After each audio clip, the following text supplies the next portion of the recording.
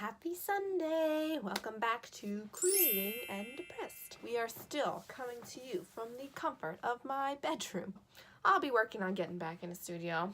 I'll let you know. But before we get started today, please like, comment, and subscribe. I have so many people coming up to me in person and telling me that this means so much to them and they really do like it, and I thank you so much for that. You guys are great, and thank you so much for all this love, and I really do hope that I am helping people and that people do come back and find this to be like a conversation and know that you're welcome to be part of the conversation. Today I wanted to start like a mini series, if you will, videos that aren't for you necessarily, but maybe for your loved ones, like friends and family who want to help you, but maybe they don't know the best way how, because like, let's be honest, if someone doesn't suffer from a mental illness, they don't understand what you need. So for instance, for me, I have a couple of loved ones in my life who, of course, I love them to death, but if I'm going through a moment of like extreme distress, a depressive episode, like kind of my form of depression is like when something goes wrong, everything hits the fan, and it's because a lot of my pent-up emotions that I kind of haven't been dealing with, they all just crack at that one moment, and it's just kind of like a volcano eruption.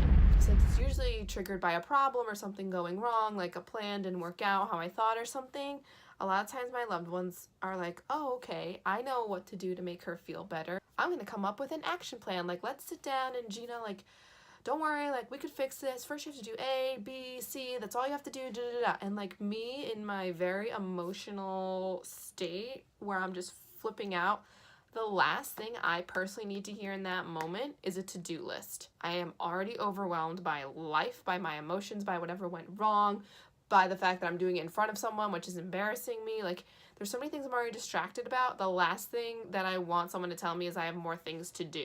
Because all I really want to hear in that moment, that I'm okay, that it will be okay. I don't want you to help me come up with a solution, even though like logically that would help me feel better. Like in that moment when I'm so distressed and upset, what I really just want you to do is hug me and just say it's gonna be okay.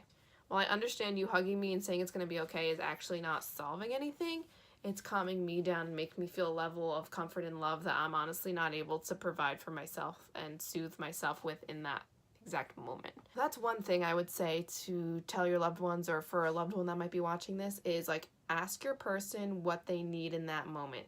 Don't just assume that you know what's best, because maybe when you're in distress, that's what you love. You love a to-do list, but maybe this person needs something else. Or ask them what they need when they're down, and don't ask them while they're down. Try and ask them at a different time so that when they are down, you can act in the appropriate way, as opposed to being like, I don't know what to do, I'm just gonna shut the door and leave you alone. Because sometimes the person doesn't want to have to ask for you to help. They just are kind of hoping that you know what to do, which I get is like unrealistic. You know, you can't expect someone to know without asking them, but that's why it's cool, I think, to have the conversation before the episode, so when time the episode comes, you are prepared to act appropriately.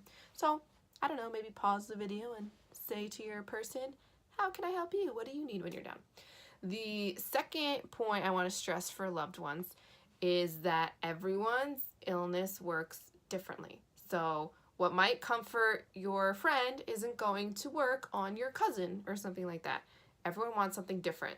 All illnesses are not the same across the board. I just really want to stress that everyone needs to be treated as their own person, because you might think you're helping because this helps someone else, and you might actually not be helping in this particular scenario. So just remember to take every case, even with every person, case by case could be different depending on what led up to this scenario, how they're feeling at that particular moment, how your relationship is with them at that moment, that type of thing. The third thing that I really want to stress is that I hate when people like imply that I'm faking it, and I don't think they're meaning that, but in the moment when I'm already emotional, I'm like, so you think I want to be like this? You think I like being like this?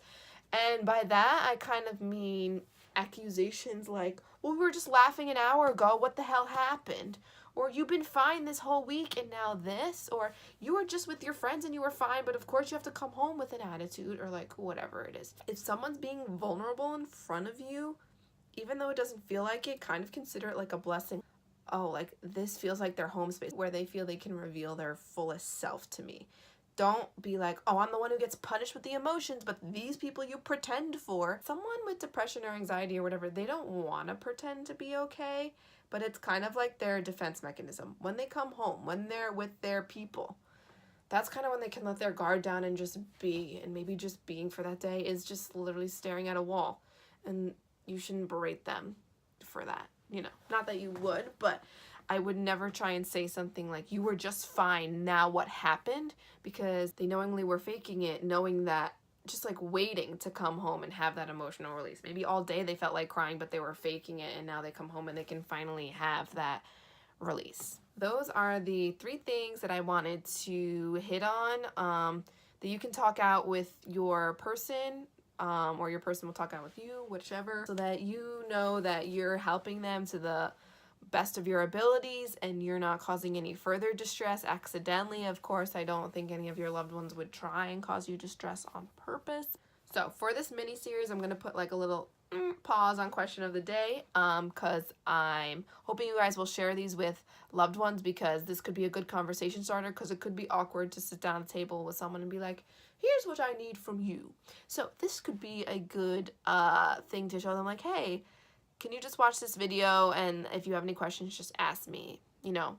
And maybe they don't ask you questions, but they just get it a little bit better. With our ones that are struggling, be patient, treat every moment like a new one, be understanding, don't force a solution out of them, don't force them to do what you think is best for them. If they say they want to be left alone, they might really mean it, or they might really mean, I just want someone who understands, and I don't want someone who's going to judge me. And so to show them you're not judging, all you have to do is say it's going to be okay, and give them a little hug, maybe some hot chocolate. Thank you for watching today. I love you guys. Don't forget to like, comment, and subscribe, and I hope you're all enjoying some time with your family or loved ones, since we're getting to that cozy time of year. All right, guys, have a good day. Bye.